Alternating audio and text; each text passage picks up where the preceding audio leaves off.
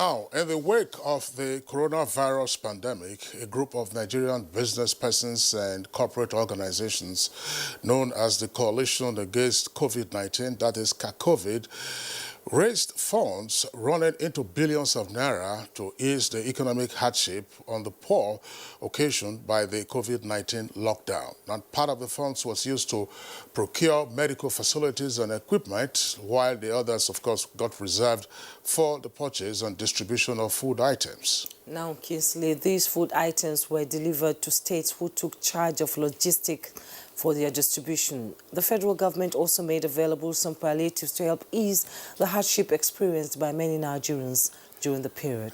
But for several days running now, reports indicate that there are a number of warehouses where those palliatives were stored and that they have been vandalized, raided and looted in the violence that trailed the harsh end-SARS protests. Now, the incidents took place in several states, including Taraba, where a curfew is now on after the death of 6 persons in the stampede to take off the palliatives. And Osun State also had their warehouses attacked, and the government says they were waiting for permission from CACOVID office Abuja before distribution. In Kwara, the state government says only one local government area was yet to receive its palliatives, while the Plateau State government explained that the palliatives were to be distributed on Monday, the 16th of October, but that the process was halted because of the harsh end-SARS protests. In addressing the mayhem unleashed by the looters, the State Security Council agreed to fortify checkpoints, hunt for the looters, while 7 courts have been designated to prosecute all apprehended persons. Now, the Kogi State government on its own says the palliatives had earlier been distributed to all 21 local government areas and that the items that were looted were leftovers from the distribution exercise. But in Kaduna, the government has raised an alarm that expired medicines from a warehouse belonging to the National Food and Drug Administration and Control, that's NAFDAC, was equally raided and items carried away. Adamawa State recorded a casualty during the stampede for palliatives. The state authorities said the items have been distributed 4 times. The last exercise was scheduled for Monday, 26th October. Well, in Adamawa, Jumai, I think we also saw, I don't know whether those ones were part of the palliatives, they were looting tractors that ordinarily should have been used for mechanized farming. Hilarious, yes. Vandalizing all of those elements. Probably it was fun for them, but of course, I'm sure they will have to face it. They were arrested, actually. Yes, at some point. Now, Lagos, Cross River, and the Federal Capital Territory have also experienced massive looting of the palliatives in warehouses. And some of the looters were seen selling some of the items here in the Federal Capital Territory, particularly in the Gwagwalada area. Now, reports indicate that states such as Ogun have commenced official distribution of the palliatives. And this is after news of the various raids in different parts of the country. Now, the Nigerian Governors Forum released a statement signed by its head Media and Public Affairs, Abdulrazak Bello Berkindo, explaining why the items remain stored in warehouses, denying accusations that their distributions was deliberately delayed. Well, these unpleasant developments and matters arising form, of course, the focus of our end-SARS protest and the looting of palliatives that we are taking on in our conversation segment. And Good Morning Nigeria today. I'm Kingsley Osadola, and I thank you for being with us. And I am Juma Yusuf. I join my colleague Kingsley in welcoming you to the program. As always, we're transmitting live on the network service of the NTA here in Abuja. We have our complimentary segments coming your way, business and sports, but also we have our news segment with Joseph Johnson this morning. Hello, Joseph. Hello, Jumai. Thanks for joining us. After more than 4 hours of deliberations at an emergency meeting of the National Economic Council held this Monday, a resolution has been reached by the Council that the deeper issues behind the end-SARS protests and its fallouts should be addressed by both the federal and state governments. To this end, a Council committee to engage the youth, representatives of civil society organizations, religious and traditional leaders on employment, social safety net programs, and national unity, among other key issues of concern, have been constituted. The committee will be chaired by the Vice President, who presided over the meeting, attended by the Governors, FCT Minister, Central Bank Governor, Inspector General of Police, representatives from the military, the Directorate of State Security, and the National Human Rights Commission. Members of the committee are the governors of Sokoto, Borno and Niger, Ondo, Ebonyi, and Delta states, representing the 6 political zones. Governors of the committee, which is to commence work immediately, will develop a comprehensive framework under the auspices of the Council that would coordinate joint actions and steps to be taken by both the federal and state governments to examine the fundamental issues underlying the protests and arrive at effective solutions, including how to enhance Nigeria's national security while supporting President Muhammadu Buhari's commitment to a complete overhaul of the nation's security services. The National Economic Council also commended the Nigerian police and security agencies for their handling of the disturbances in some states of the Federation, while also noting its unequivocal belief that most members of the Nigerian security personnel are law-abiding and are capable of restoring law and order in the country. We have been forced a step backward in our efforts towards the fight to keep away fake, substandard and unwholesome food and drugs from sales outlets across the country. This is coming from the Minister of Health, Dr. Osage Hanire, after assessing the vandalized NAFDAC office and warehouse in Kaduna. We are doing a damage assessment and trying to find ways of carrying out a remediation, how to take care of the losses and look at the implication. A lot of files are lost, a lot of receipts are not found. So you have to recalibrate and reestablish yourself before you start taking decisions. I shiver first because we seize drugs that are unwholesome, substandard, fake, that are dangerous for human consumption. The Minister of the Federal Capital Territory, Mohammed Musa Bello, has ordered the arrest and prosecution of those who broke into the FCT warehouse in Gwagwalada Area Council and carted away food items. The minister gave this order during an emergency security meeting on the ugly development in the territory.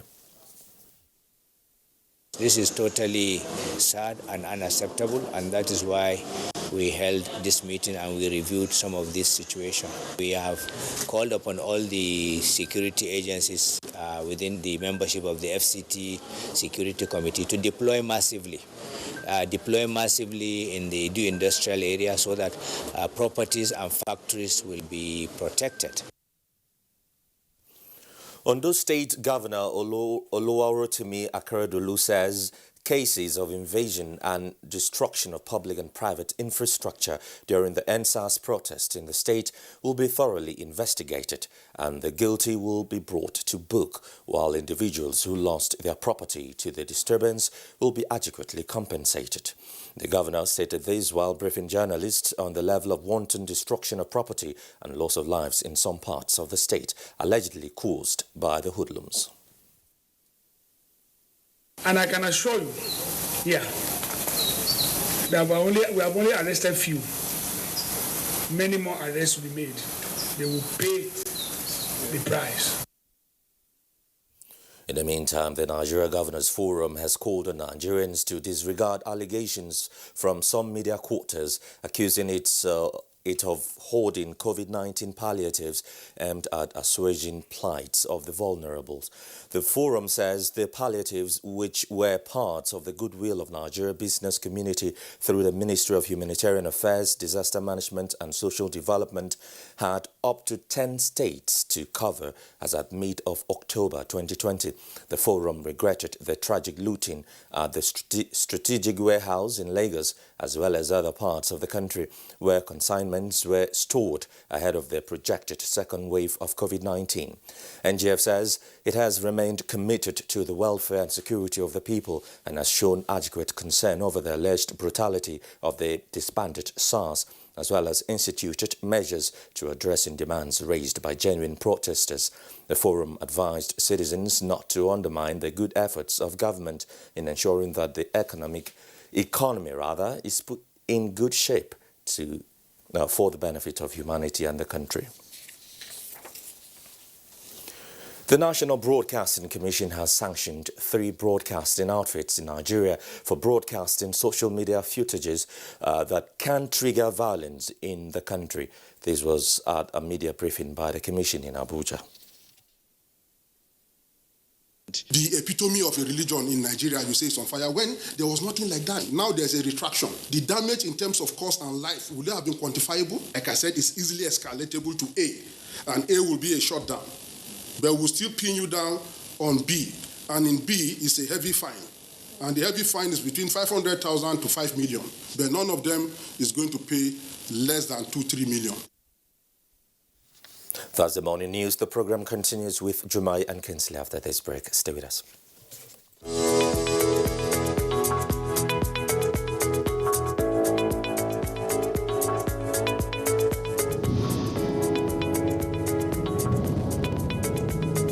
The recent genuine concerns and agitations by Nigerians about the excessive use of force and in some cases extrajudicial killings and wrongful conduct by men of the Nigerian police force. The disbanding of SARS is only the first step in our commitment to extensive police reform in order to ensure that the primary duty of the police and other law enforcement agencies remains the protection of lives and livelihoods of our people. We will also ensure that all those responsible for misconduct or wrongful acts are brought to justice. We also deeply regret the loss of life of the young man in Oyo State during the recent demonstrations. I have directed that the circumstances of his death should be thoroughly investigated. Meanwhile, it is important to recognize that the vast majority of men and women of the police force are hardworking and diligent in performing their duties. The few bad eggs should not be allowed to tarnish the image and reputation of the force.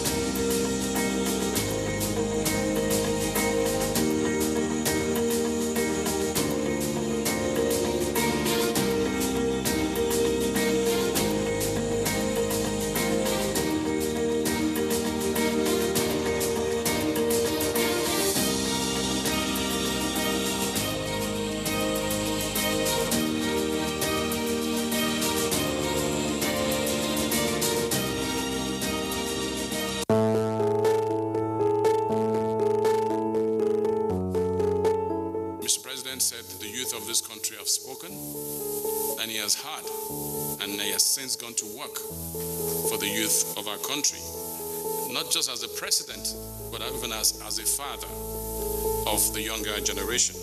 The real Nigerian youth is a patriot, not a tool of destabilization. Mr. President made an appeal to the Nigerian youth that this protest, wherever held, should be done in a peaceful manner. The Nigerian youth should be on their guard to make sure that elements that will infiltrate and distract them from the very purpose of their protest should be prevented from doing so. Listen to the voice of reason.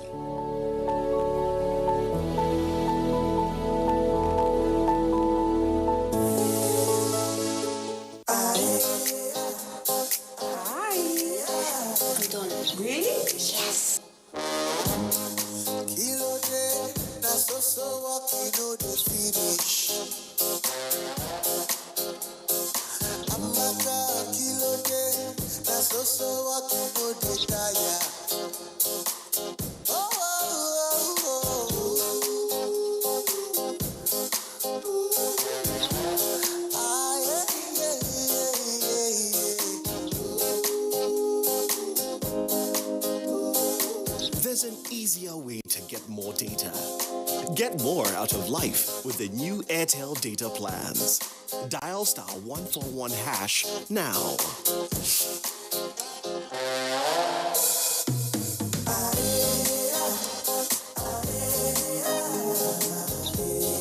Data is life. Airtel, the smartphone network.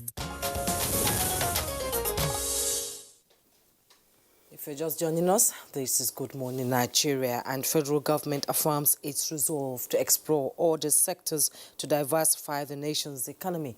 Details with Comfort Amadou.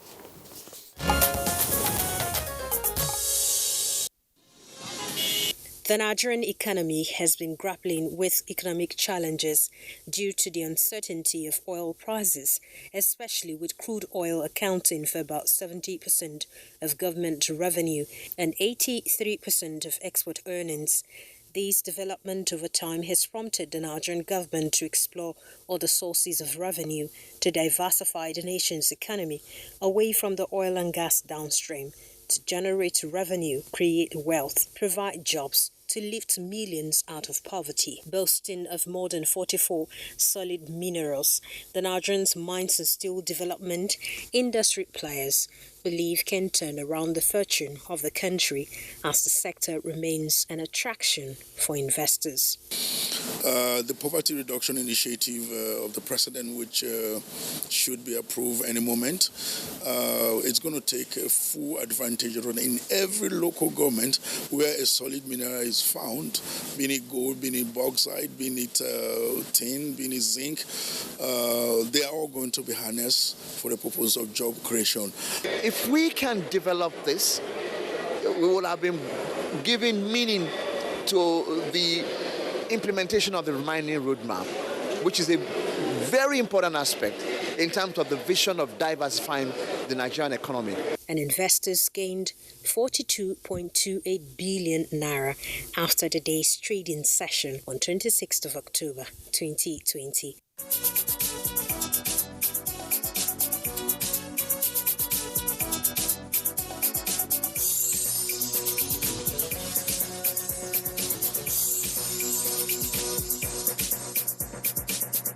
With business news, Comfort Amadou. Many thanks, Comfort Amadou, for the business package. Coming up next is newspaper review.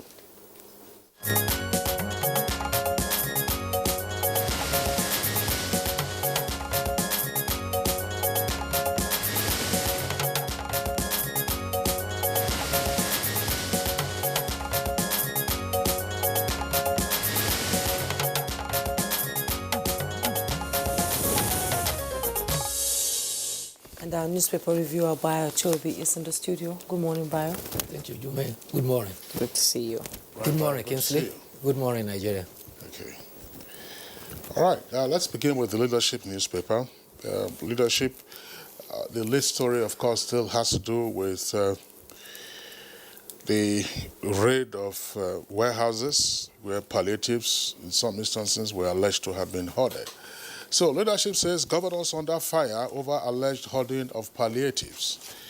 The story is on page 4, but you have a number of riders on the front page here. It says NLC demands immediate release of all relief materials. Allegation of governors hoarding palliatives erroneous and mischievous. That's according to the Governors Forum. We were distributing items in Kwara before hoodlum struck, says COVID coordinator. Another Abuja warehouse looted. 741 arrested in FCT, Kwara, Rivers, Adamawa, Taraba, Plateau, and Kaduna. Lagos banks record low turnout after curfew. Oshibajo chairs Committee on Youth Employment and Social Safety Nets as well as national unity. Sarap threatens legal action as NBC finds 3 media houses over harsh NSAS protest reportage. Army on red alert over security threat, with 2 riders. Don't be deterred by international conspiracy, Borotei tells soldiers, and asks GOCs, that's General Officers Commanding, to halt arson and attack on personnel. And the photograph there is the Vice President chairing the virtual emergency session of the National Economic Council at the Presidential Villa yesterday. Shippers Council directs shipping companies to suspend demurrage charges. That's page 23. And 7 Nigerian stowaways arrested by British Special Forces. Saudi welcomes 10,000 foreign pilgrims for Umrah next week. And NCC to provide digital park in Kano and others soon. Blasphemy. Kano court fixes November 26th for appeal against death sentence. And again, federal government abolishes HND and degree disparity in NSCDC,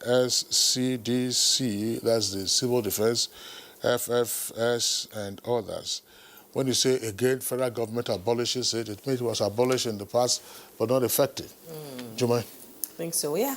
And now let's come to the Daily Trust newspaper. And just below the masthead, we have federal government not committed to Mambila Power Project. That's coming from senators from that axis. You find the details on page 10. Palliatives kept in anticipation of COVID-19 second wave. That's coming from Nigerian Governors Forum, and you find details on page 4. ACF urges calm, cautious against killings in South. Details on page 8. Tackle looters, Burate tells military commanders. With riders, we will resist plot to destabilize Nigeria. Military should be circumspect. Coming from experts, looters cut away tractors in Adamawa hospital beds in Charaba. You can see the picture story there saying it as it is. And people run from tear gas shot by police officers during the mass looting of a warehouse that has COVID-19 food palliative in Abuja yesterday. Also is a lady injured during the stampede and people carrying looted food items through the bushes. You can see it there. At the bottom plate of the Daily Trust newspaper, appeals against blasphemy judgments suffer setback in Kano. You find details on page 36. Why we didn't stop palliative looters coming from police officers is on page 3. So donors' personal items for exhibition as Arewa House clocks 50. Details on page 11. Bayo? Right, let's start with the current news now about looting of palliatives at warehouses. The Nigeria's Governor Forum has denied allegations that the states were holding palliatives which were meant for distribution to members of the public. The head of the media for the Governor's Forum, Abdul Razak Barkindo, says the looted items were in warehouses across the country and they were reserved for the second wave of COVID-19 pandemic. He says specifically that citizens should be wary of information they get on the social media because they need to be fact-checked. He pleaded with members of the public to desist from spreading rumor. He says that at the last meeting of the forum in mid-October, only items for 10 states have been completed. They were still waiting for to receive items from other states. So the states have kept full account of all items received and that are distributed. Meanwhile, the Coalition Against COVID-19, that is the coalition of the agencies that provided the COVID items, have also said that they work directly with manufacturers to get those items so as not to occasion inflation. So they go to rice manufacturers, semovita manufacturers, noodles manufacturers, to produce directly so that there won't be grievous impact in the factory. This caused delay and the items did not start coming in until late October. And that the warehouses that have been looted are actually warehouses meant for the COVID-19 items. And out of the 28 so far, only 10 states have received fully their items. Others were waiting to receive theirs before distribution. And therefore, they caution that it is very dangerous to start looting the items. They regret the deaths that have occurred, and they are sure that they have a highly reputed audit firm that is following all the activities of COVID-19, and everything related to it will be made public. I think we need to clarify that. Yes. What is the source of this information you are putting out now with regard to the response of the coalition against COVID-19? What is the source? I'm asking this question because yesterday at the conclusion of the emergency meeting of the National Economic Council, one of the resolutions was a call on COVID to make a categorical statement on the status of the palliatives that the states had or were to have received. So that was yesterday. So I wouldn't know whether COVID now, through its formal channel, has responded to that request or demand, if you like, by the National Economic Council. Now, what you are saying, I had read a bit of it over the weekend while the looting spree was going on, but there was no official to whom it was attributed. The audit firm you mentioned is PricewaterhouseCoopers. Yes. PwC itself has also not responded. So I wouldn't know now whether there has been a formal response from COVID, because COVID has a formal structure at the national level. Because if you recall, Bayo, some state governments, I think it was Osun in particular, that indicated, and that's part of our conversation this morning, that they were awaiting directives from the headquarters of COVID, which is in Abuja, or the coordinators here in Abuja, before they begin distribution. When we were reviewing the papers yesterday, if you recall, one of the papers, Daily Trust in particular, said that governors did not need any further approval to distribute the palliatives that they had received. So I think it's still a very fluid situation. There was a press release there. Yes. It came in late last night, and I think it's attributed to Osita Nwani Sobi for COVID. Okay. Yes, that is the source. Yes, that is the source. It came in late last night, and they itemized. I think they have almost 13, itemized items there. Why it happened like that? Some of them were in the Osita. I think he just said for COVID. There's no designation. Actually, it came in late last night. And not only that, for instance, in Kwara State, they have been in the process of distributing the COVID items. Yeah. They have actually completed distribution in about 14 local governments. They were about to load the one of our local government when the looters raided the place. So in some states have completed their own distribution completely. Yes, completely. Others, where you noted that there were looters invading the warehouse, those are the states that have just received theirs in this month of October, and they were primed for distribution. Meanwhile, the other story also concerns the pronouncement and the attention drawn by the Director General of the Nigeria Center for Disease Control. And he says that we need to be very wary and be very careful because of the possible spike in COVID-19. We recall that we have had instances of a protest and mass movement which have ignored most of the pharmaceutical protocols. And he says in 2 weeks' time, we'll begin to see the results of the abandonment of the COVID-19. So we should brace ourselves for a possible spike in the number of COVID-19 cases. And he said that for the past 2 or 3 weeks, NCDC have not been able to carry out tests because of curfews and the inability of their personnel to get access to their laboratories. But they have, however, warned that we need to be very careful so that we don't have a spike. The other story relates to what the Chief of Army Staff has said to senior military officers, general officer commanding, and other senior officers. And he says that the Army had information, and that information was very critical. He said that was why it put out a press release as early as October 14th. And the idea was to draw attention that there are sponsors of protests that was the NSAS protest, and there was need for security agencies to be aware. He has, however, advised that soldiers should not be intimidated by threats to report them to the International Criminal Court. Lieutenant General Brutai asserted that they have nothing to fear in carrying out orders to secure Nigeria and assist civil authorities to maintain law and order. The Chief of Army Staff also said that, thankfully, many Nigerians and the international community have seen through the smoke screen of falsehood and deliberate misrepresentation of facts that and some have retracted their erroneous false publication. The Chief of Army Staff urged the military to cooperate with the police and other security agencies to ensure compliance with curfew. There is another interesting human interest story. One of the victims, one of the demonstrators who suffered gunshot wound at the Lucky Toll Gate was rushed to a private hospital where he was treated free of cost.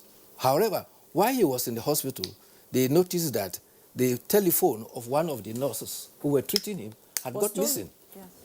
They discovered it in his pants.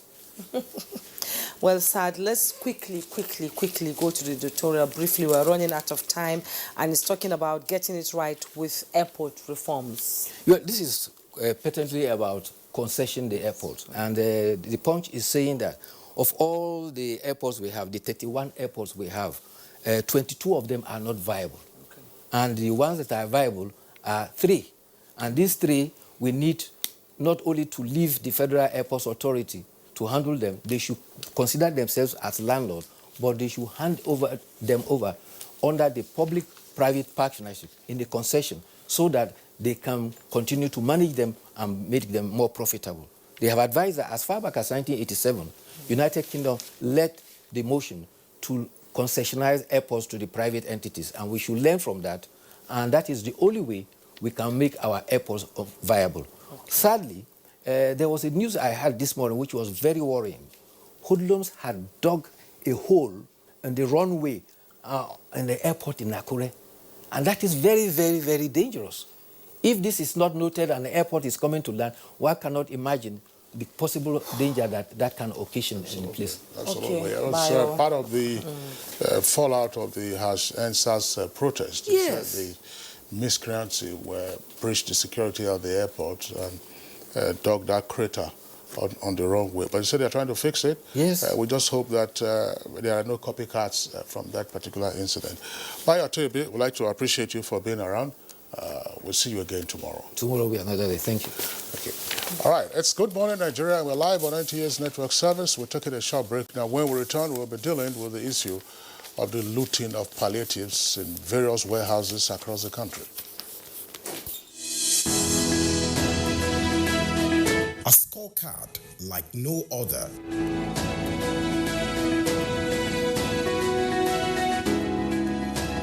Government has put in place measures and initiatives principally targeted at youths, women, and the most vulnerable groups in our society.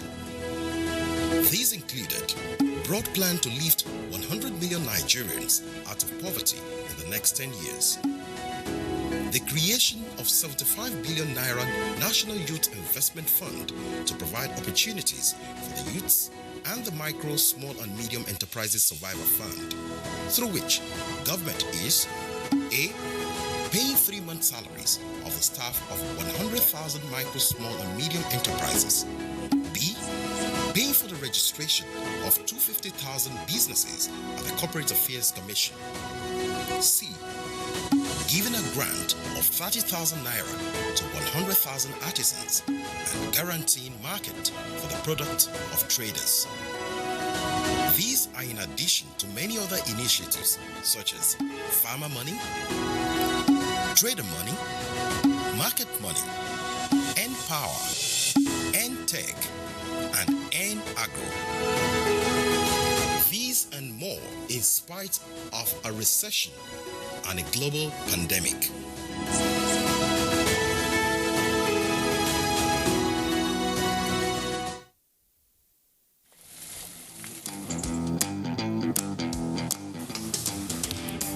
Guess what? What? I scored a hat trick today. Cool! Wow! And how did you celebrate? Just do your hands like this. And hold your nose like this.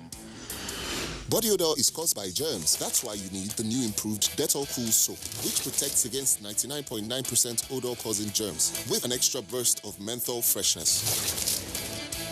Dettol, be 100% sure.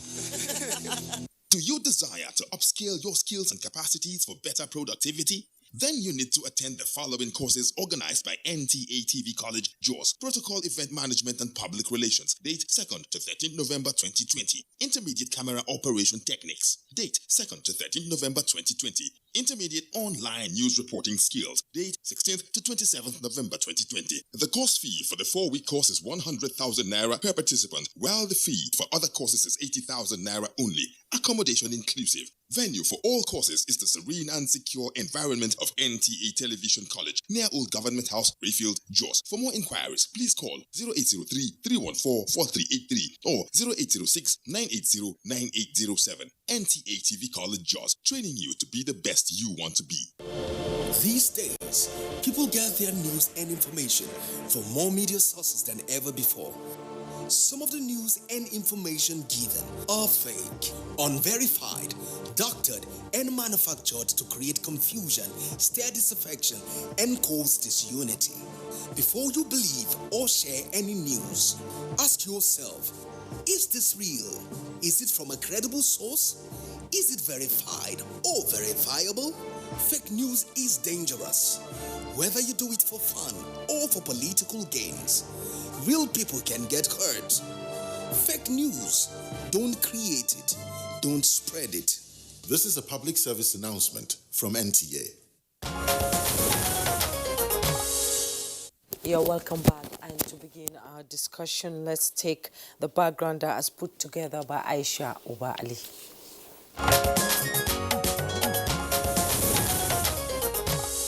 The NSAS protests, which began peacefully, have now been hijacked by hoodlums, giving rise to the violence witnessed across the country. Most warehouses housing palliatives in the states have been vandalized in the last few days under the guise of NSAS protest, with the looters insisting they are taking what is rightfully theirs. But the twist in the story is the looting of privately owned items as well as the destruction of their property. Many are still counting their losses, including some politicians who lost their houses in infernos. States are taking steps in addressing the situation.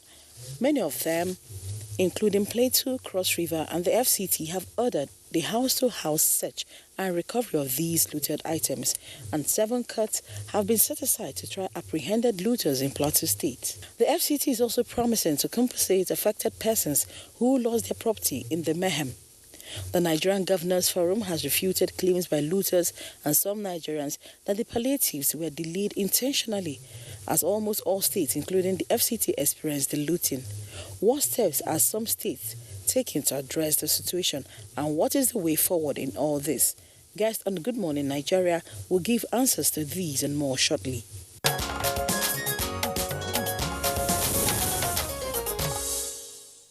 Many thanks, Aisha Obali, for that backgrounder. We have most of our guests joining us via Zoom this morning. First, we would like to welcome again one of our regular guests on Good Morning Nigeria, His Excellency, the Executive Governor of Plateau State, Right Honorable Simon Bako Lalong. Your Excellency, pleasure to have you with us on Good Morning Nigeria again. Yeah, good morning, Kingsley. Good morning, Jumai.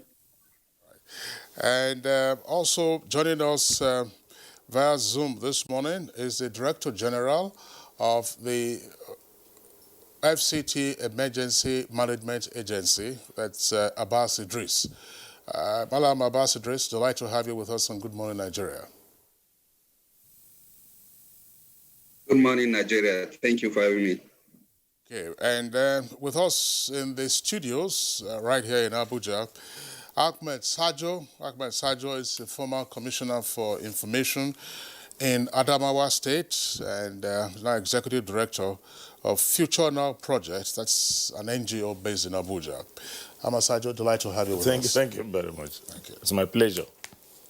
And also joining us via Zoom is Kale Balgore, the Senior Advisor and Councillor to Kwara State Focal Person for COVID Foundation Palliative.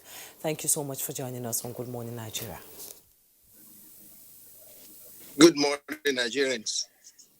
Joining us via Zoom is the State Chairman, Ondo State Palliatives Distribution Committee and Senior Special Advisor to Ondo State Governor on Agribusiness, Olutu Akiola. You're welcome to Good Morning Nigeria. Good morning to us all in the house. All right, gentlemen, let's begin this conversation with His Excellency, the Governor of Plateau State. Your Excellency, well, what started out as some funny expedition is now turning out to be a national challenge. In Plateau State, for instance, there were videos that circulated at the weekend showing a number of persons raiding a warehouse where palliatives were said to have been stored. According to some estimates, the number of persons who were at that warehouse were over and above any crowd that Mighty Jets, during their heyday as a soccer club, could have mustered at the George Township Stadium. Your Excellency, what happened? I know you're a soccer fan. Well, thank you very much, Kingsley. And once again, good morning, Nigerians. What happened in Plateau State and part of Nigeria was very unfortunate. Well, here in Plateau State, we had what was a legitimate protest, NSAS. Now, NSAS took place in Plateau State, and what we did was to ensure that they were all protected by security. And they almost were going around for more than 10 days. And while we were doing that, we also summoned a meeting of all stakeholders, community leaders, traditional rulers, and security organizations. And we had the meeting in Plateau State. And 2 days after the meeting, we also had invitation. We had a letter. We saw a letter from the humanitarian Ministry for Humanitarian Affairs that they were coming to flag off the distribution of the palliatives in Plateau State. So they came in and flag off. It was flag off in Plateau State. It was in Plateau State that it was first flag off on the 16th of October. 16th. So before now, they had sent some items, but a bulk of those items came on the 16th, before 16th.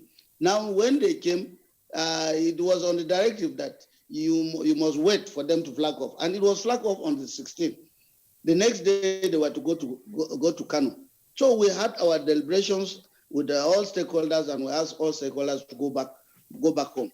Shortly after that, 2 days, and then I started getting information that some hoodlums had prepared themselves in the name of NSAS to go about burglary and going to all the various places to go and take away palliatives. First of all, they went to Jos International Breweries. Now, why they went to Jos International Breweries was because that was where we kept the palliative from Kakovi. Now, let me also make people understand. There were 3 phases of palliatives. The first palliatives were those organized by the states, which we all distributed. The second palliative was the ones that was brought by Kakovi. In Plateau State, the one that was brought by Kakovi was distributed in September and in May. And in September, they came and did the audit. So the whole store, there was nothing there. Now, the last phase of it was the one brought by Humanitarian Affairs, which came on the 16th of October, just within the time that NSAS was already going on. So immediately we had that, and we also had that they were coming after some of these palliatives. We sent soldiers in Jos International Breweries where we kept Kakovic. We knew they would go there, but when they got there, there were almost 100 policemen or security people there. By the time they got there, they were heavily in number. The police could not control them. But you should also understand that within the time of this protest, police were instructed to use the very minimal force. And even the minimal force, I was asking, what kind of minimal force when there was no tear gas? Nothing. There was no tear gas and nothing. So the police were there, and when they came in their number, police now were asking me that they've outnumbered them. While we were addressing the one that at Jos International Breweries, I said they should open the stores. They opened all the stores. They saw nothing there. By the time that they opened the stores and nothing was found, they now moved to the one of Sema. But when they got to Sema, they now knew that, yes, because the things were offloaded, they were there. Many people were there when it was offloaded that day. And by the time they got there, I think information was going around. And you know, the one for Sema is just by the road. So everybody passed by and all people, they were all calling people. By the time even soldiers went there with police, over 5,000 people were already there. So to control them, and if they were going to do full control, it means that there would have been fatalities. So imagine what was happening. Again, They were all helping themselves. At the end of the day, even in the gathering of that crowd, we lost about 3 or 4 persons because they were all fighting for it. And at the end of the pressure and everything, they killed a lot of people. They killed themselves within that place. So that was what happened. So I'm saying this for people to understand. Now, we did the first phase of our palliative. We cleared them. The second phase of palliative, again by Kakovic, we also cleared them. Although the Kakovic said, no, you have to wait until we complete the supply. As I am talking now, many states there is no supply of rice. So if you have to wait for supply of rice, it means that no state would have distributed. So up to this moment, they have not supplied rice. So we were waiting, but on my own, the day they flag up, the day they came and flag up for me, I told them that, look, I'm going to distribute these items because some of the items are perishable goods. So I distributed them. I asked them to distribute. And 2, let it be a fact, matter of fact, that the distribution, those who distributed were not purely people from the states. Because for Kakovic, they had their people, they had their team. All you do is to supervise. You put some of your people there to supervise. The same thing in respect to the one by humanitarian. The day they flag off in my state, their staff were there. It was for them hours to help them get a warehouse. Secondly, to provide the security for them. And it was already arranged that 2 or 3 days after they were going to share this because they were doing their profiling. It was while they were doing the profiling before sharing the palliative that these hoodlums went into that place, destroyed everywhere. And my concern was that immediately they destroyed, packed the rice, it now turned into beyond even palliatives.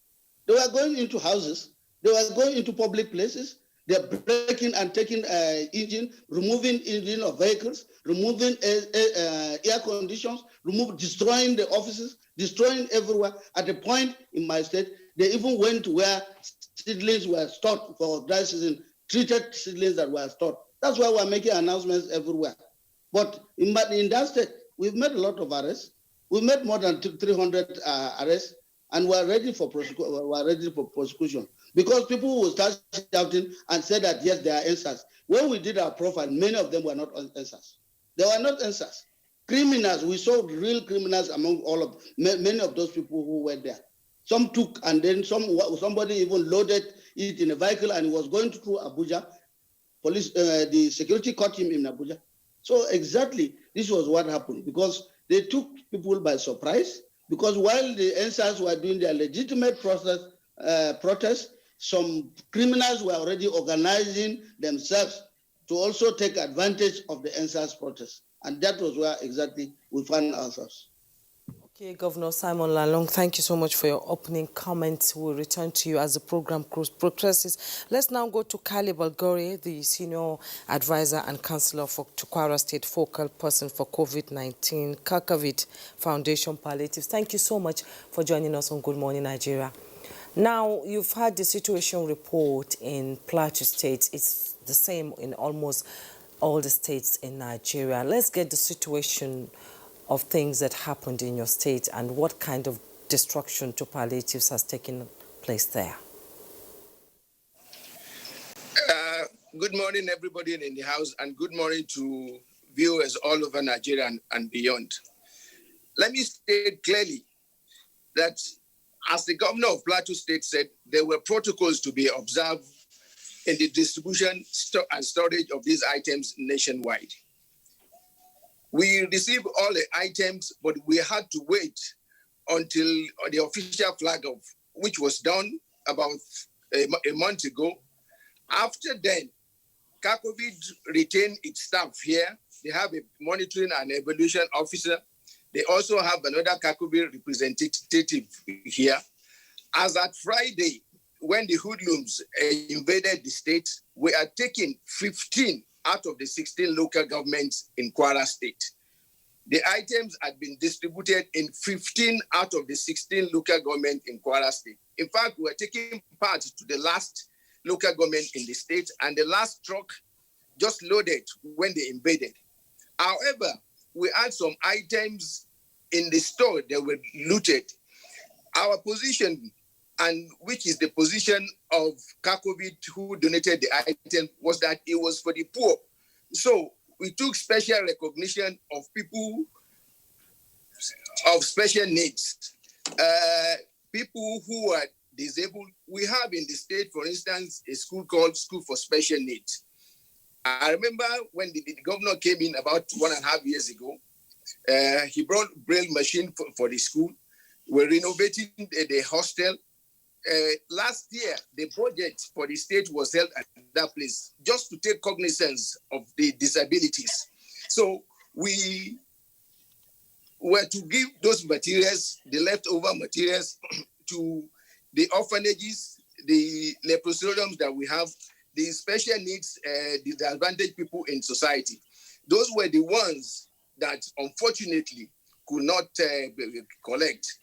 But like I said, 15 out of 16 local government have been taken care of in Kwara State. And we work together with Kakobi team who own the materials and the activities. We supported them. Names were generated across the wards in the state. Traditional rulers were part of it. We had an NGO that was part of our activity here, and we generated names across board in the state. But unfortunately, they invaded the center, the warehouse, which was a cargo building at the airport, looted every item there. The transformer, the generator, the ACs were all looted. They also went into town. The same.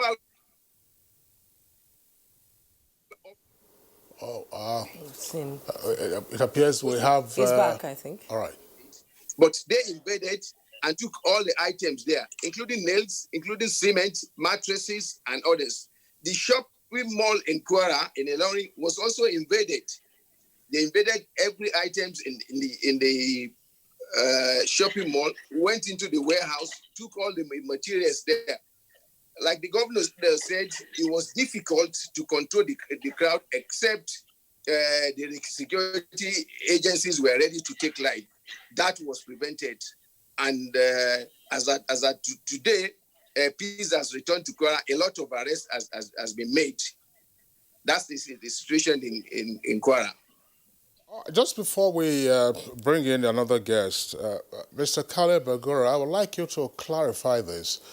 I want to know whether you saw some of the videos that circulated over the weekend.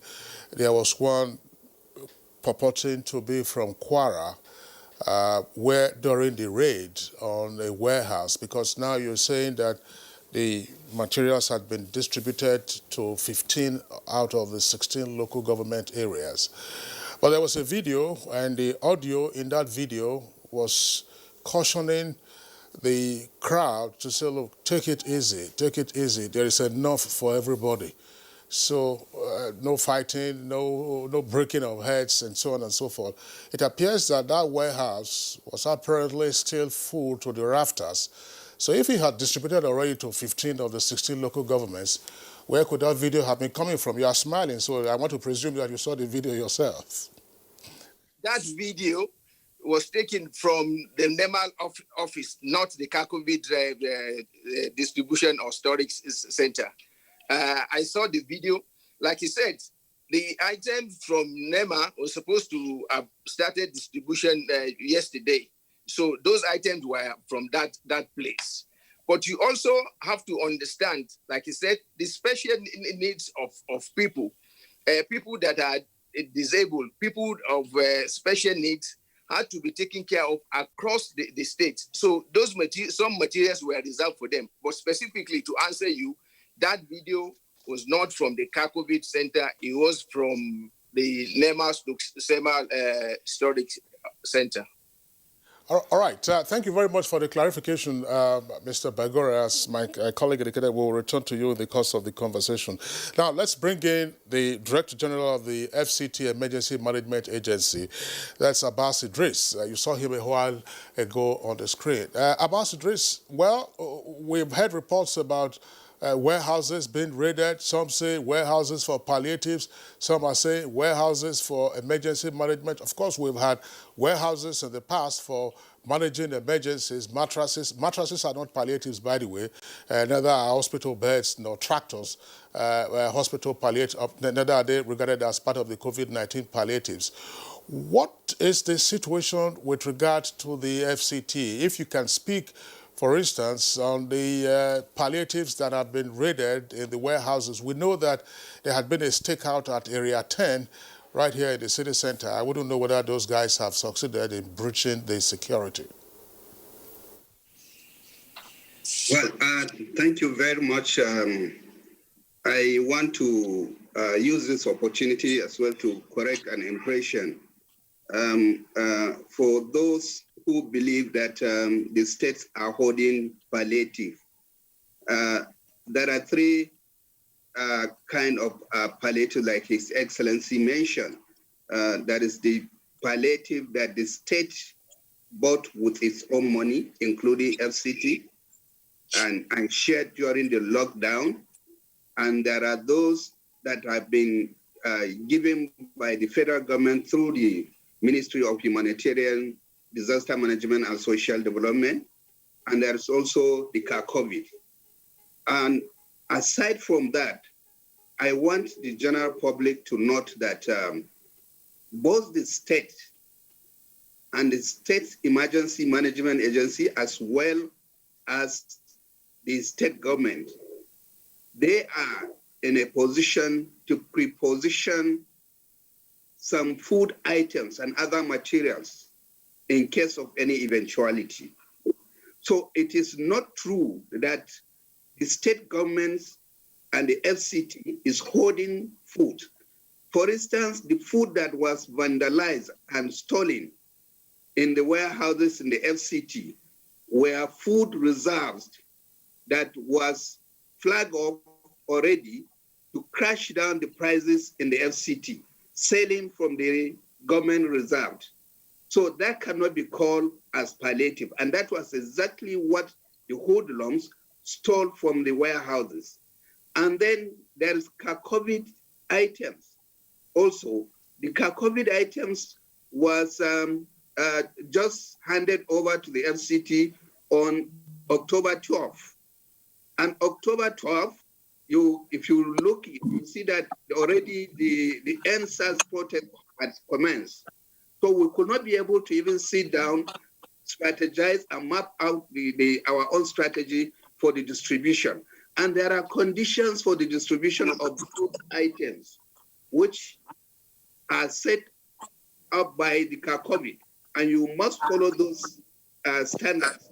And we were just trying to set up an implementation committee at the FCT level, the implementation committee at the area councils level when this has started. So all this, if you look at, you'll see that some of the mandates that the government, the state governments are having, and also the state emergency management agencies and the national emergency management agencies for preparedness, for everybody to prepare for any eventuality is going to be looked upside down by some of the general public who assume that this food have been kept just not to give to the public. So in the case of FCT, all our palliatives have been distributed. In fact, report is ready for submission. We have already finished binding the report. So if there is any palliative left over, why should we go ahead and write our report and even bind it for submission? So that is the true situation of the FCT. All the looted items were looted from either the buffer stock reserved for the state government, for the FCT, or the one that has just been bought, which have not been concluded for distribution. Emergency Management Agency, Abuja here. We'll get back to you. Let's now join the State Chairman on the State Palliative Distribution Committee and Senior Special Advisor to the State Governor on Agribusiness, Oluto Akiola. had its own. Yeah, good morning to everyone in the house and to the good people of Nigeria. Ondo State was also, ransacked by the protesters, should we say, or hoodlums that went into your warehouse. And they say visual memories, it's very, very, very strong. We saw all the videos that came out. What really happened in your state and what is the situation right now? Well, thank you. Ondo State is quite different. If you look at what we have on social media, you will agree with me that there was nowhere where you find Ondo State warehouse being looted or whatsoever. In the state, before the outbreak of COVID, before the NSAS protest started, we've distributed about 98% of what we were given. We've covered the entire 18 local governments in the state. And all these were done in a very transparent manner. Transparent in the sense that Mr. Governor put in place a palliative committee which handled the first phase, which was fully funded by the state government and other items given by private sectors and other individuals. With COVID-19 palliatives, the same committee handled it together with representatives of the COVID team, one Mr. Kimbode Akiola and Sadiq. And the committee was made up of representatives of Christian Association of Nigeria. All right. It's like we've lost Ondo State there, Kinsley. Yes, that's the Olotu Akiola. I'm sure the Zoom connection is fine. We'll return to him. So we're back in our studios here, and Ahmed Sajo of Future Now Project, of which is Executive Director and former Commissioner for Information in Adamawa State. Ahmed Sajo, of course, you've listened to the other guys, including His Excellency, the Executive Governor of Plateau State.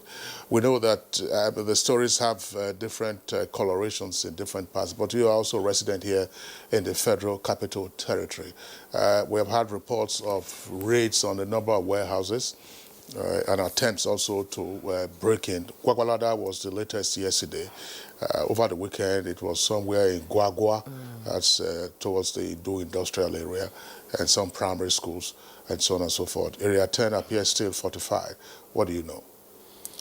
Well, thank you very much. I think, my brother, let us start from a very, very positive note. The positive note is that the NSAS protest itself, comes with a whole lot of lessons for us if we are ready to take cognizance of those lessons and learn from them. One is that, like the young people said, Soros, okay.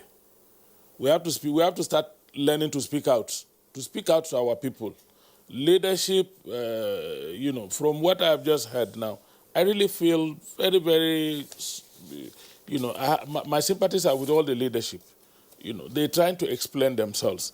But this is avoidable if leadership had taken steps ab initio to continue to connect with ordinary people. It is the disconnect between leadership and citizens that has brought us to where we are today. That we must accept. But on a positive note, we must commend the President, Commander-in-Chief, for the restraint with which security agencies handled the NSAS protest. If at the start of the NSAS protest there was a clash, only God knows what would have been the outcome, and it lasted for quite some days with some level of restraint.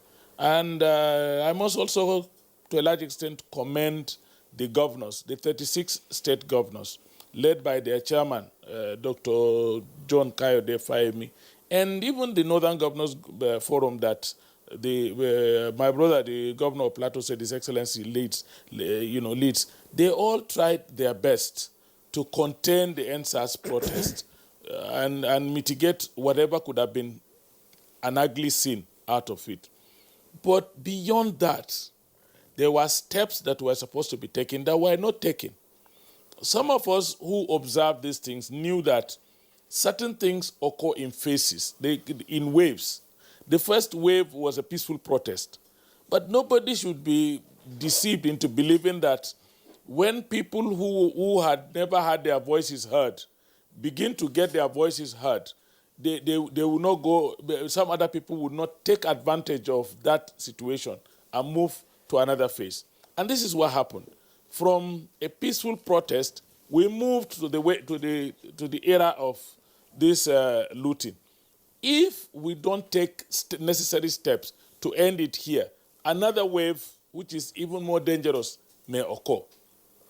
That's one. Two, my brother Kinsley, we must accept one thing, that whoever was responsible for introducing thugs to confront the protesters at the time they were protesting should take full responsibility for the criminalization of the process. When you bring in criminals and hoodlums to attack peaceful protesters, you are introducing an element that tells criminals that there is an opening in this process. And that's what we are facing today.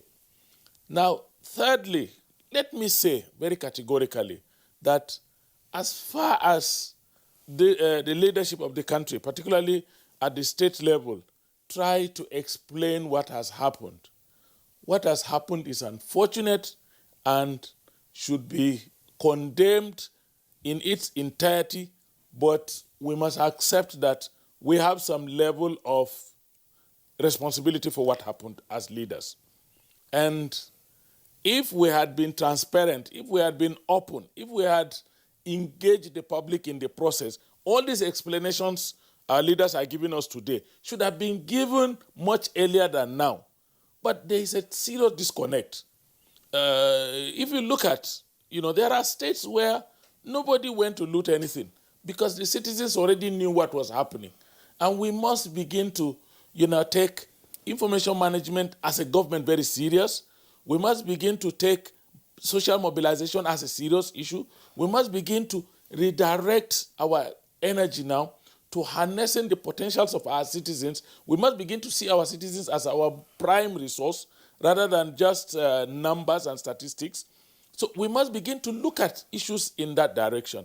The mob action, the looting and things, these are criminal activities that if we do not stop it, will gain traction. And if it gains traction, we are all in trouble. So finally, Kinsley, let me tell you, and my sister Jumai, those of us that are in the media, those of us that have a voice to voice, we must begin to talk about moderation. We must talk to our leaders. I noticed in all our leaders that spoke now, with due apology to His Excellency and all the leaders, there is anger. But that is not the response for this situation. Honestly, we should not respond to this situation with anger. We should not respond to this situation with a display of authority. No. What we need at this point is empathy. What we need is soothing, comforting voices. We need people to accept that somehow, on both sides of the divide, things have gone wrong. Things have gone wrong in the manner we have led our people. Things have gone wrong in the manner the people are responding to what they feel is wrong. So let's find a common ground, leadership and citizens, so that we can reconfigure our society. Otherwise, we are sliding into chaos. I was just wondering, on the latter point, the earlier points you made are noted, but on the latter point, how then would you contextualize the following, for instance? Vice President Yemi Osinbajo has tendered an apology to say, we'll let you down as a people, but we're going to make amends. And then just yesterday, arising from the virtual emergency meeting of the National Economic Council, they said 36 state governors and plus other institutions that also attended, including the Central Bank of Nigeria, said there are inherent lessons in the End SARS protest. End SARS has now become a label, but it embodies a great deal more that we have to do for our people. You don't consider that sufficient? That isn't a matter of anger in responding to this protest. Wait. Let's understand one thing, my brother. We're all religious people. At least we have some level of understanding of our religion. What is repentance? Repentance, that as I understand it in my religion, is that when you repent, then you do not repeat the course of action for which you have repented. The people in Abuja, look, Abuja is totally disconnected with other parts of Nigeria. Let's tell ourselves the truth. The vice president is busy here apologizing. The IG is busy here telling us that things will be done differently. I came back on the Sunday within the period of this entire crisis. I came back from the southwest. And between Kaba and Obajana, a distance of less than 50 kilometers, I counted 15 police roadblocks. They were harassing people. They were collecting money. One of them, with a red beret, said, if I can't do him Sunday, I will not pass. So what are we talking about? Down the line, the directives we have here in Abuja does not reach the people down the line. The atmosphere down there is totally different. Is there a communication gap? Very serious, a disconnect. I'm not even talking about the communication. I'm a communicator. I understand the language very well. There is a disconnect. Let's be honest. Look, all these SARS protests came about. Why? Because even SARS itself had two different types of operations. Operations of SARS in northern part of the country is different from operation of SARS in the southern part of the country. That's why when the SARS protest was going, most parts of the north did not join because they did not understand the underlying issues. In the southern part of this country, young people have been stereotyped, they've been criminalized, they've been termed as, they look at their looks, the manner they dress, they profile them. Which is quite different from the northern part of the country. From the northern world.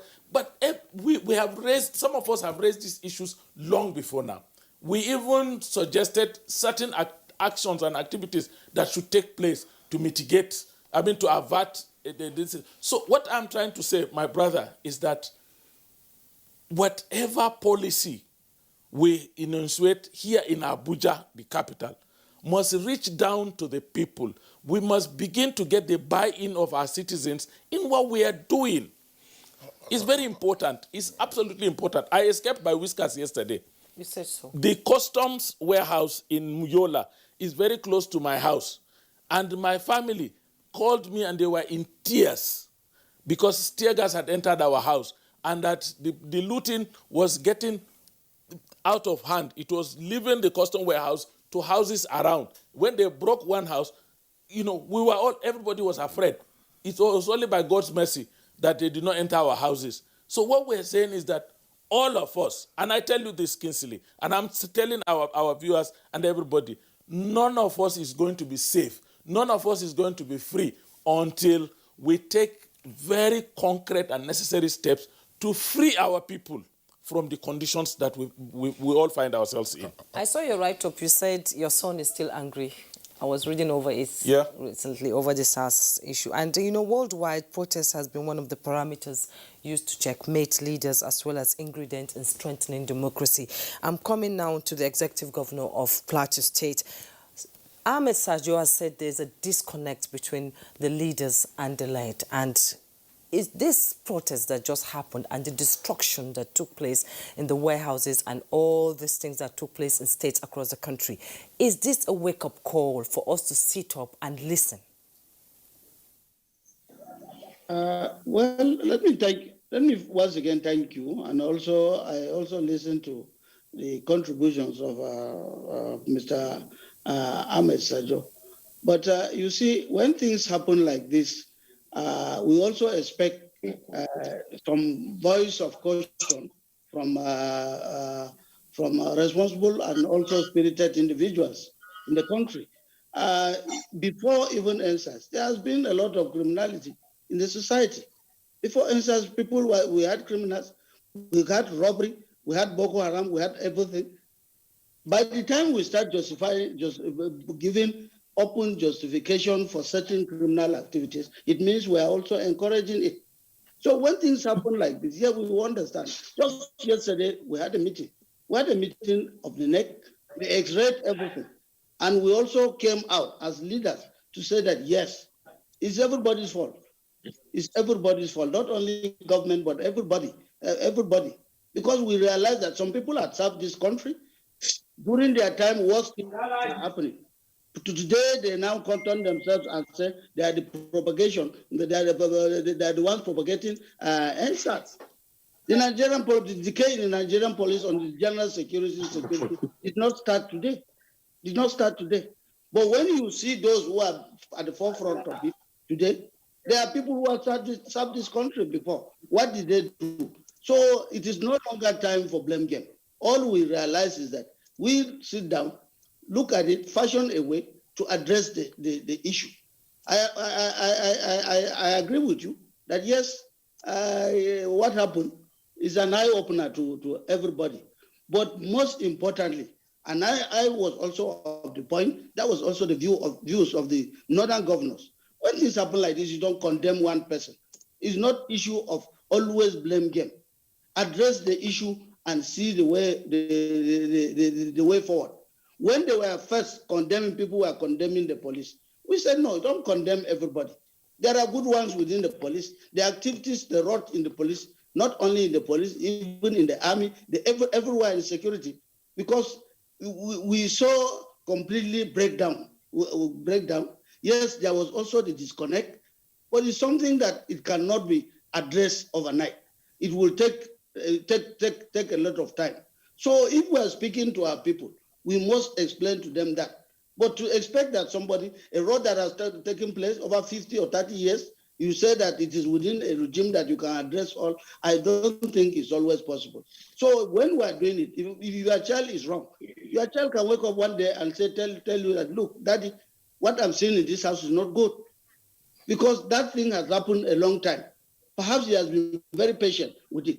You tell him, you take him to explain. When the NSAS issues came, all the five for five were all addressed. And like he said, a lot of interventions and engagements were already going on.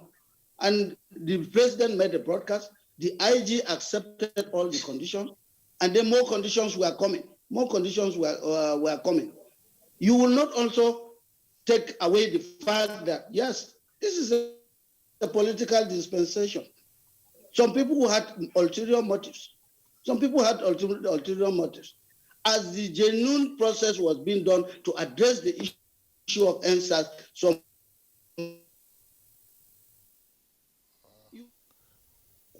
well, it looks like we have lost the Zoom connection to the governor.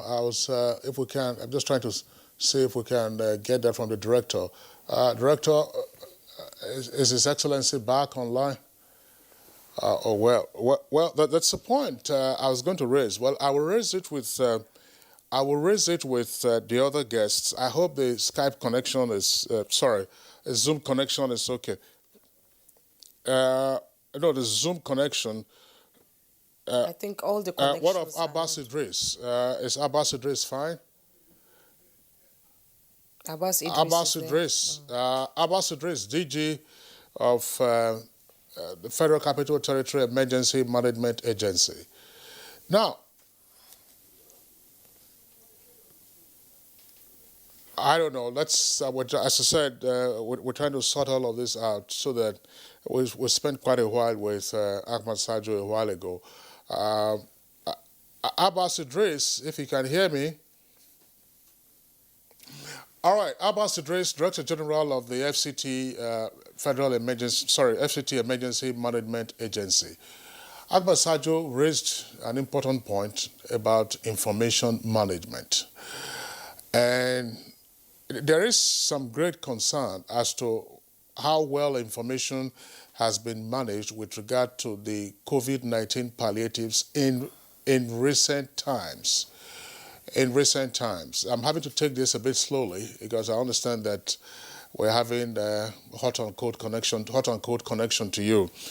have information about COVID-19 palliatives. Those palliatives have been managed in recent times. I'm in the news business, and if you were to ask me whether I had heard anything recently about COVID-19 palliatives, my answer will be certainly no. At least on Good Morning Nigeria, we have focused on other emergency situations, including flooding, which has started wreaking tremendous havoc along different courses in the country. But nobody was talking about COVID-19 palliatives any longer, more especially as the economy had been virtually reopened. So people were now going about their normal businesses.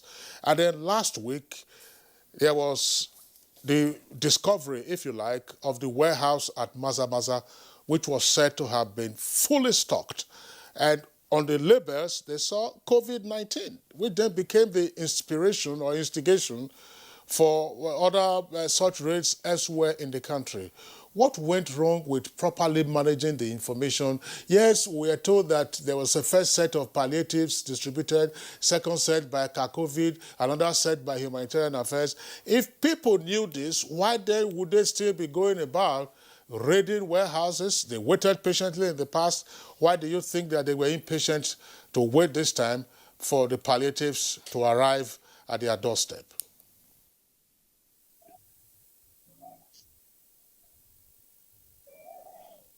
Well, thank you very much. If I have heard you well, you are talking about information management and which relates to COVID-19 palliative distribution. Well, in the FCT, we have had a very organized means of transmitting information. The task force was headed by the Her Excellency, the Deputy and the State Minister of State, Dr. Ramatu Tijani, who had worked out the strategy and the organogram for the distribution of this palliative. At each strategic point, there are committees, and these committees have transmitted and enlightened the public. And that was why we had to go for door-to-door distribution, and it was very, very successful.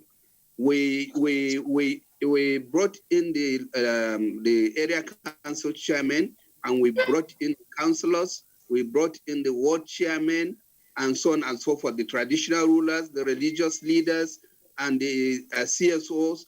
We also involved the Code of Conduct Bureau, who have also helped us in disseminating information and monitoring the distribution of these items. And the information went round to the extent that when we are coming, the people in a particular village waited in their own homes. And then we passed through their houses, and that was how we generated the database of all the vulnerable and those who have collected the items with their own telephone numbers as I'm talking to you. And that information has really greatly helped us, with the exception of some few areas, or one particular area that we had a hiccup, like in Duza Al-Haji, which was quickly handled. And when we came back to the drawing board, we changed our strategy for distribution of palliative in Amak, which was the most successful one all over compared to all the area councils we distributed. So information management is key, definitely. And we need to enlighten and educate the public on what you have and what you are going to give them. And that has been done in the FCT prior to the distribution. And the distribution was made openly. The flag up, all the vehicles were tagged to a particular ward, not to a local government, to area council. All the wards in the FCT, their trucks were tagged and attached with the monitoring team and attached, led by the councillor in charge of that ward. And that was how we successfully distributed those items. So we were definitely information management and education helped a lot in really dousing the tension and also giving encouragement and courage to all the public that, yes, we are going to get it, and they got it.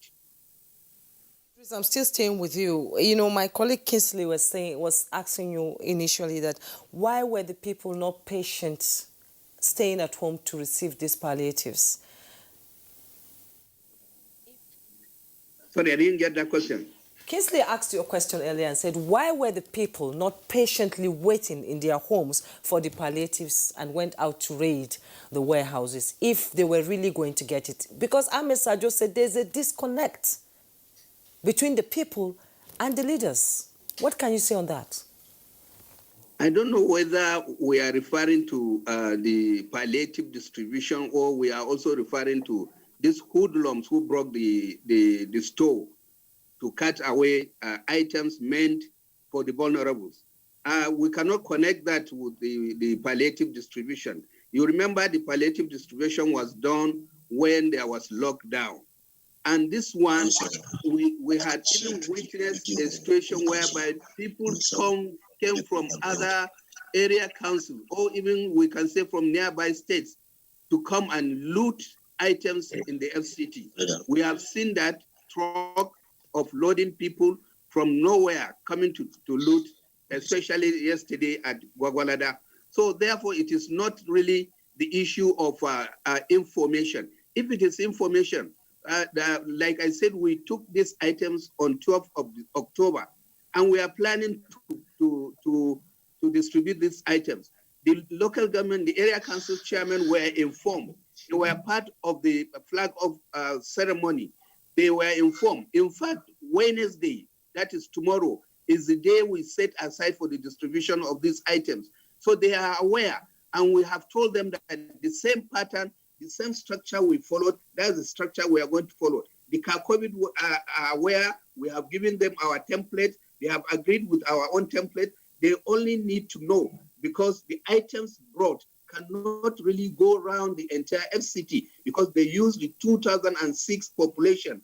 And if you take 2006 population applied to FCT of today, you know that you are even given a fraction of what is obtainable in the FCT as of today. So therefore, we have to really strategize, agree with the area council chairman that we have to give items to the poorest of the poor.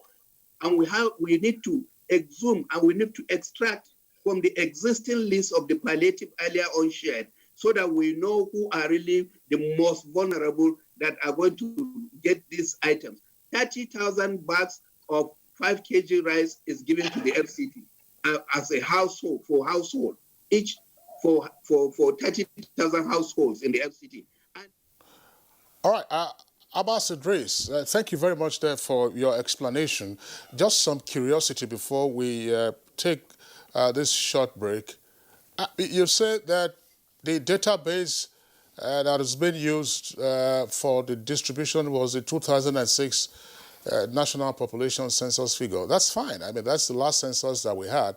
But it's also in the public domain that the social investment program of the current administration had developed a register of the poorest of the poor, of the most vulnerable, and that had also been utilized for the distribution of welfare to those persons. So why then was there a recourse to the 2006 population census figures for the FCT, for instance? Well, I think that is a question that the COVID team should answer, because according to the template given to us, they use the 2006 statistics census figure and give allocated to each figure. The Honorable, His Excellency, the Governor of Plateau State, can confirm to that. It is clearly showing the 2006 census figure. And like I said, even AMAC with the 30,000 household is more than that. The AMAC itself is having more than 30,000 households in the FCT. Thank you so much. We'll take a break now. When we return, our conversation on palliatives and the NSAS will continue. Don't go away.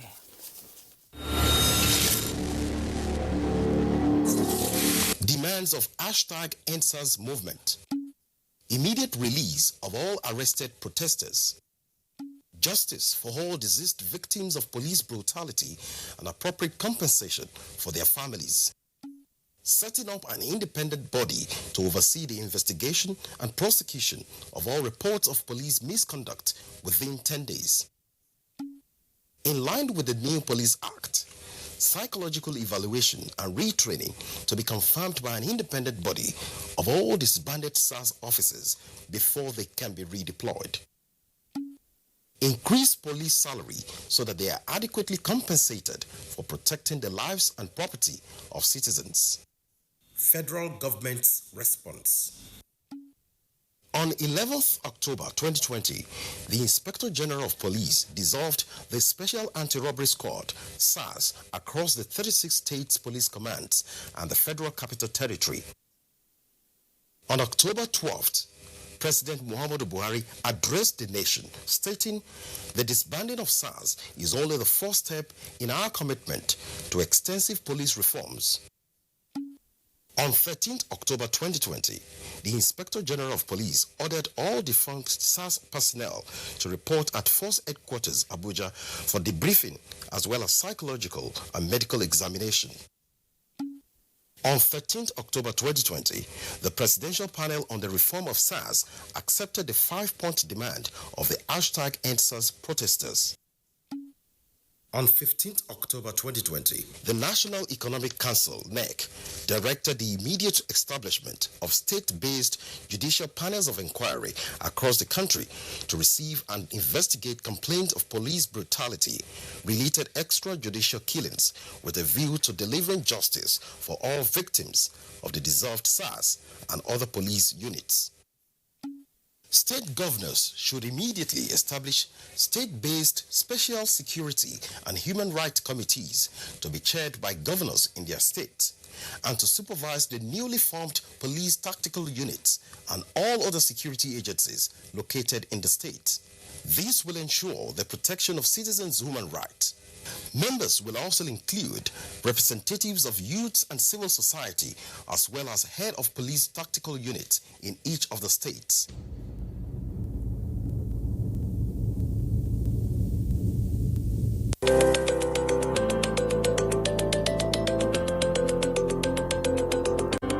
My name is Nando Jamda Muhammad Stevita Hussein Musa Roduna Joel Tinji Said Musa John. I'm a carpenter.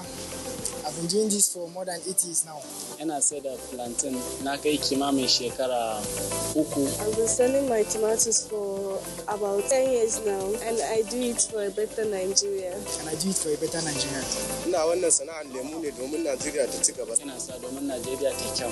And you can see how we are doing our small little work to make Nigeria great. As you can see, I'm a technician and I'm doing it to help myself and to help my generation. Ina zaune ne a plateau na business. Kuma ina yin wannan domin ci gaban ƙasar Najeriya. For a better Nigeria. This message is from the National Orientation Agency.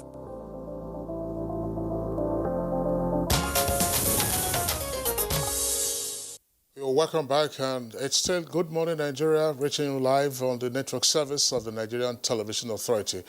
Now, we understand that we have restored clear connections to our guests with us via Zoom. Let's try to get back to Jos, where the Executive Governor of Plateau State, His Excellency Samuel Lalong, is still with us. Your Excellency, I just would like to also pose the same question to you. With regard to information management. Earlier, you talked about the 3 sets of palliatives. The state government raised its own. There was COVID that also brought theirs, and then the Ministry of Humanitarian Affairs. That's the Federal Ministry of Humanitarian Affairs. But how much of this the populace know? And therefore, why did they seem to be impatient in breaking into warehouses to virtually help themselves if they knew that these palliatives were going to reach them in the first instance? I'm asking this question. I'm sure you must have seen the video out of the Maza warehouse in Lagos, where you had the labels on those items, whether they were pasta or Indomie, saying COVID or whatever. That tended to give people the impression that there was some form of hoarding. But if they knew that the palliatives were coming to them, perhaps they might have waited. Why did we have this gap in information management? Well, thank you very much. Let me say that a lot of communications were made. A lot of communication were made. Now, before even the interventions, when we had the issue of this issue of COVID-19, now a lot of issues were made. We met several times in Abuja, and every time we were all saying it out. Now we went back to the state. Like in my own state, the first thing we did during the lockdown was to meet people, community leaders. We had series of meetings, with community leaders, religious leaders, the youth organizations, even civil servants, and everybody. You see, before now, there were interventions for the youth. When they started the Empower, they started most of this in the social investment. It was all for the youth. At the time they were getting it, nobody was making any riot outside. Nobody. Even the vulnerable were not yet complaining. So at the time they were all enjoying, all of them were enjoying these facilities. All of them were enjoying what the federal government and the states were doing for them. So immediately COVID now came in. Now it was first of all to also address the plight of the vulnerable in the society. In my state, when I started, even civil servants came, they said no, they wanted to get it. I said, no, you are all locked down. We've asked that you go and stay at home. Your salaries are paid as and when due. You are receiving your salaries. We didn't stop payment of salaries.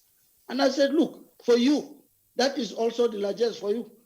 You are getting salary and you are not working, you are sitting at home. You are sitting at home. That is also a privilege that you are getting. Now let us look at those who cannot get anything. And that was why we made a presentation at NEC. And apart from what was now arranged as palliative, there were also the economic stimulus under the vice president, in case this COVID will take us for a while. And so every state was also copying what was happening. So all these issues were all going to be addressed. And I know that in most of the states, there were communications here and there. Now, if they say there was delay, yes, COVID said yes, it was not only food they were bringing, they brought in medical facilities. And it took a while because at that time, it was first to address the issue of the medical facilities.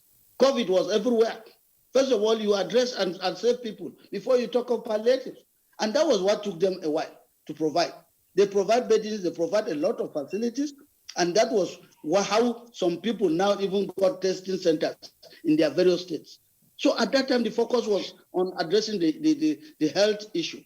Now, after the health issue, when the COVID was now going down, they moved into issue of palliatives. And when they did the palliative, I said there were three phases of palliative. Before COVID came, most states had done palliative. They had done palliative. In the case of the state, it was not issue of only the vulnerable. I'm sure many of, well, I don't know what took place, but I, as the chairman of Northern Governors Forum, I knew what took place in many of the states in the north. So some of them, they addressed the youth, some of them addressed women, some of them were addressing even the plight of some workers. Now, COVID came. COVID came with their own. Most states had done, by the time COVID came, most states had done palliatives on their own. But we saw COVID now as an added avenue. Again, we started distribution. Yes, for some of the states, they said they were going to wait until they get all the supplies from COVID. But to some of us, we said, no, I can't keep them. I can't keep those things. So we went on COVID. Up to this moment, as I'm talking, what happened in Lagos, I am sure, I'm not speaking for them, but I am sure that what happened in Lagos was that they were producing the rice to distribute to all the states. Because at the time I'm talking now, many of the states have not received complete items from COVID. So if it means we were still waiting, we will still be waiting. Distribution would not have taken place. But states went ahead to do the distribution. And for every distribution, there was communication, there was invitation from all segments of the society. In my state, when COVID flagged off, all the groups were represented. The youths were there, everybody was there. In fact, we even did it inside the rain. It was raining. Traditional rulers were there. We said these items are for the poor and vulnerable. And how did we flag off? They brought in very old women, they brought in very poor people, and all of them were given the items as semblance that this is what you are going to get all over your various communities, right into the village, right into the villages. Now these things were going on smoothly, and they were going on smoothly. But when this issue of NSAS came, what was NSAS? NSAS was generally about the reform of the police. Everybody understands, and everybody also agreed that yes, there is a need to reform the Nigerian police. Everybody understood with them. There was no doubt about that genuine intention. But like I said, how did we get it wrong? You have not gone around to say who were those behind it. Who are those behind the nefarious aspect of NSAS, the genuine aspect of NSAS? Those who try to scuttle even the NSAS protest. And that is the aspect we're talking about. In Nigeria, we have people, we have good people, we have bad people. We have good policemen, we have bad policemen. It's nature. It's nature. But when it happens like that, we don't say that, no, we condemn the police. By the time we were condemning the police got demoralized. So there was no protection. And when the hoodlums now realized that the police were not protecting the people, they engaged in another different side of NSAS. That is their own aspect of NSAS, the negative aspect of NSAS, because they knew that the police were not going to do anything. In my state, when they were coming, the youth gathered, police were shooting on the other, they said, no, it's a lie. They won't do anything. They won't kill anybody. So what did you expect the society to do? It's a general problem within the society. And as we all accepted, if there are blames, we let's sit down and see the way forward. And I mentioned it there. When the issue came, the narrative was now going to be as if governors were holding palliative. That was the reason why. No. I think it has been explained. And again, the CACOVID has also accepted that they are going to release, the CACOVID are going to release a statement to confirm what happened. Because otherwise, it's not for governors to continue to explain, because the procedures were different. The ones that were done by governors, if it was by state, we hold ourselves responsible. But most of the delay and all these things were not done by the states, because they had their people, they had their procedures and protocols of distribution, and up to this moment, the protocols have not been exhausted. They have not it's not completed. So you cannot start blaming governors for giving the materials. At the same time, if you ask the people, I've been engaging. So the next thing is now go back, start engaging in your set, explain to the people. It's unfortunate, but we have to do it. Right now, we're already engaging. Every state has gone back to start engaging with even the NSAS people, to explain to them. So if you meet an average NSAS protester, he will tell you that, yes, we regret what is happening. That was not our intention. So if there are regrets from all parties, it's not only the government, even the NSAS people who started it are regretting that some hoodlums came and hijacked the process. So definitely, we now get back and begin to separate the chaff from the weeds from the chaff, and that way it can be true engagement. But to say that there was completely a communication gap, I don't think in most of the states is true, because series of communications were done right to the grassroots. And if you ask the grassroots man, he was waiting, he knew the kind of palliative that was coming to his place. But the ones that were saying today, if you move, you people are talking, you are just talking about food. When they came out, it was not food. When the first riot started in my state, it was the NSAS were moving. And when they got to Ahmadu Bello, which is the center of our commercial activities, it became looting. Different people came out from different places. And so they were looting shops. Looting shops. It was not NSAS, real NSAS, that were looting shops. People took advantage of it. Now criminals took advantage. Don't forget too, we kept a lot of idle people at home. The students have not resumed. Universities, tertiary institutions have not resumed. So a lot of people are at home.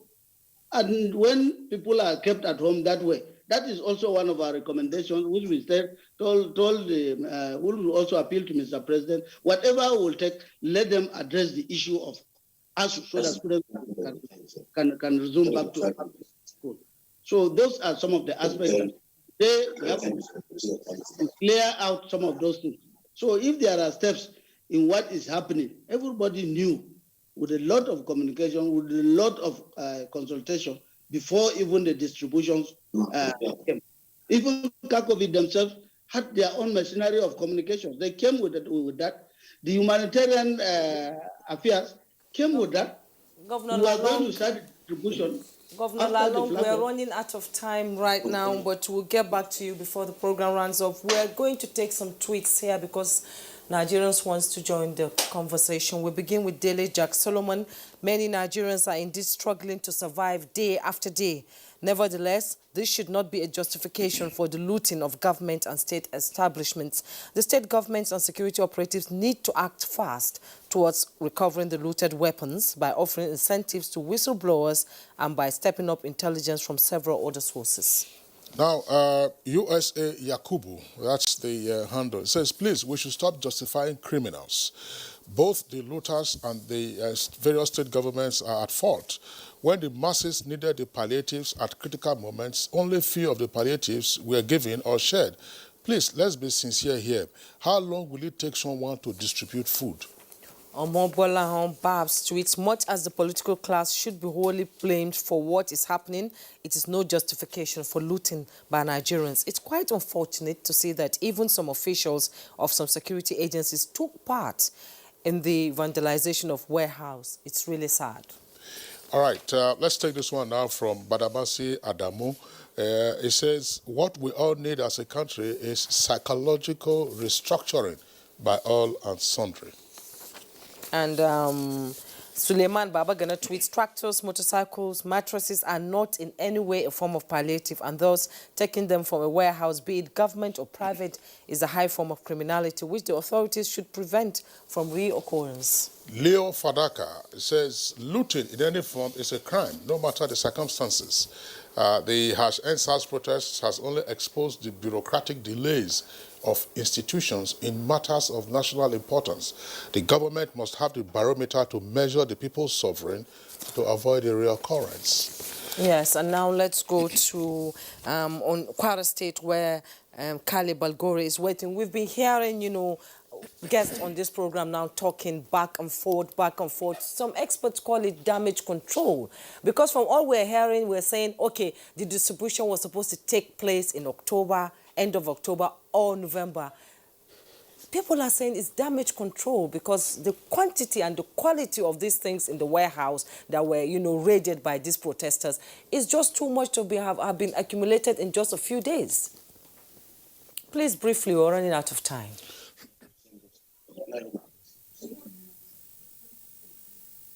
Hello? Hello? Hello? Okay. Can you hear me? Hello? Okay, let's come back to the Ahmed Sajo. Can you take that question?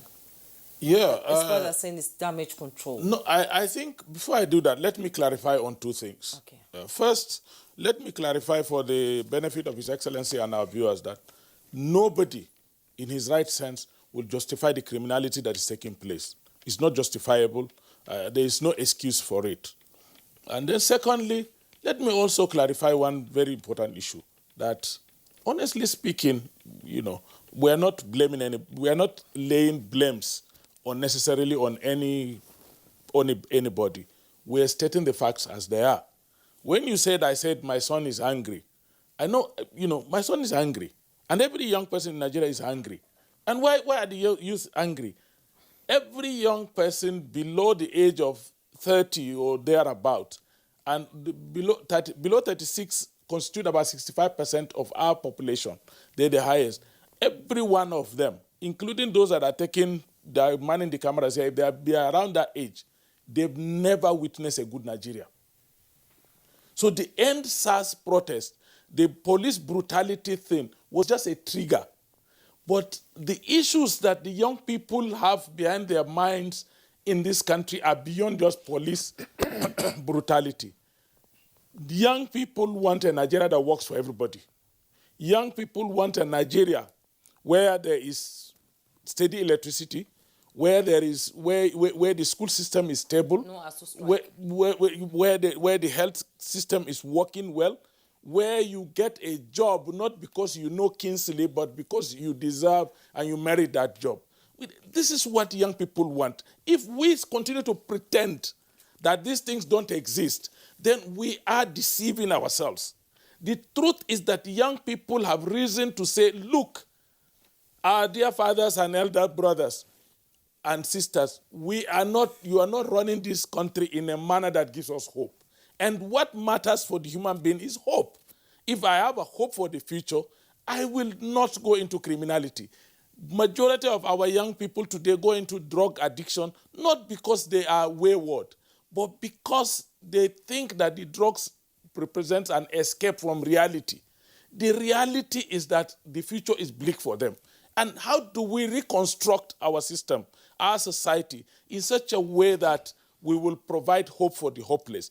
And this is not a time for us to begin to say, my government has done this government has done this, but it's the time for introspection all across. Federal government, state governments, individuals at home, parents, community leaders, even the youth themselves. We need to do some introspection and see how we can configure our country. That's why it's called a wake-up call for all and sundry. Ahmed Sajo, thank you very much. We saw Caleb Begore a moment ago. Caleb Begore, there are a number of issues on the table. I don't know whether you heard the question posed by my colleague just before we lost you. I also wanted to just ask so that we can get some more clarification on this point as to why there seemed to have been little information to the people to let them know that, listen, the palliatives will get to you at some point. Now, that in some cases, when the palliatives were earlier distributed, I'm not saying specific to Kwara, what people got was simply miserly. Some 1 cup of beans, and then they will come with a video camera, will be videoing you. If they give you 1 naira, they will come with a still camera to take your shots. That it seems so miserly, so that when, I'm not justifying this, when they now saw the opportunity for them to go away with a 50 kg bag of rice or 2 cartons of pasta, it seemed to have been a bazaar for them. Do you think that in some cases the earlier distribution of palliatives didn't appear to have been properly managed? And if so, what do we need to do going forward?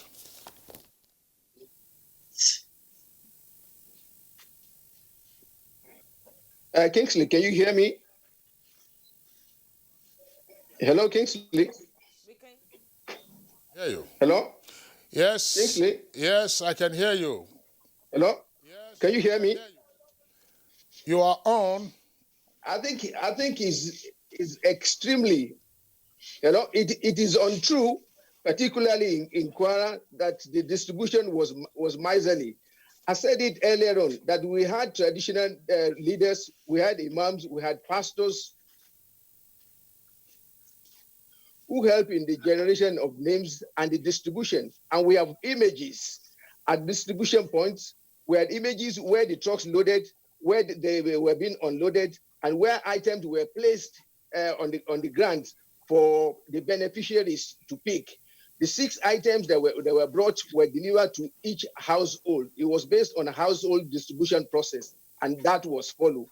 There was not a situation where a minute item, a bag or half a bag or a 3/4 of a bag was given to an individual or a household. That did not take place in Kwara State. Okay, Kali Belgore, my colleague Kingsley did not specify Kwara State. He said across the country. He wasn't saying Kwara State actually. And how do we control this damage that has been done? What happens to the poor people who needed these things and most of them didn't get it? Will they be able to get it in the next installments? I think sensitization has to be stronger. I think sensitization has to be stronger, and each organ has to be much more responsive to its responsibility. The young people have to understand that there's a process. There was a process of bringing in the goods. There's a process for the distribution, and there's a process for the society to develop. On their own part, they have to know that they have the responsibility to behave properly. to loot is not the right way, even to protest. When these items were brought, if there were areas or organizations or group of people that felt that they needed to benefit, they could put in the request. Widows, for instance, put in the widows group. We have details on them. They were going to be accessed. We had a group of unemployed people across that. Those ones were also taken into cognizance. They were supposed to be part of the beneficiaries together with the less privileged. The government on its own part is doing a lot, not only in Kwara, but nationally. Social investment program is on in Kwara. The state government just put up a 500 million to...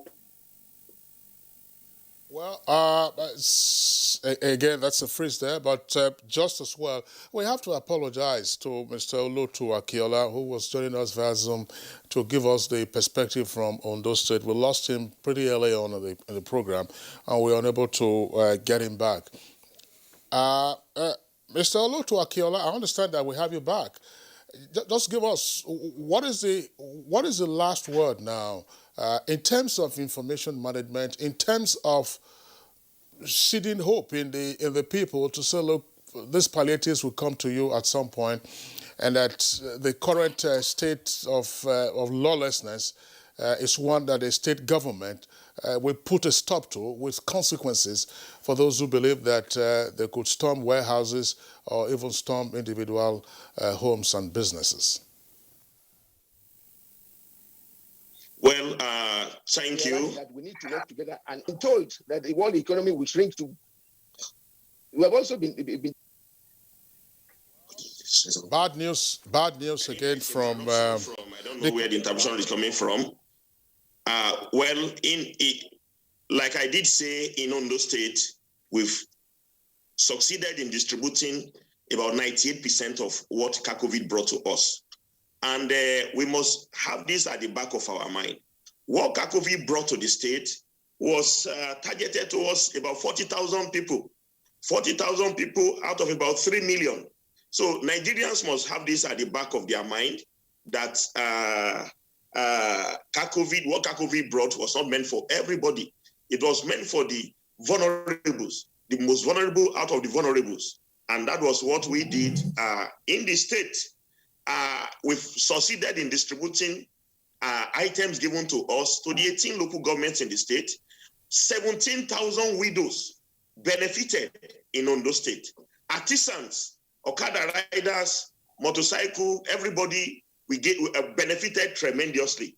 We went to hospitals to give out palliatives to people in the hospitals, nursing mothers, pregnant women, and the sick ones, so that we can boost their protein intake.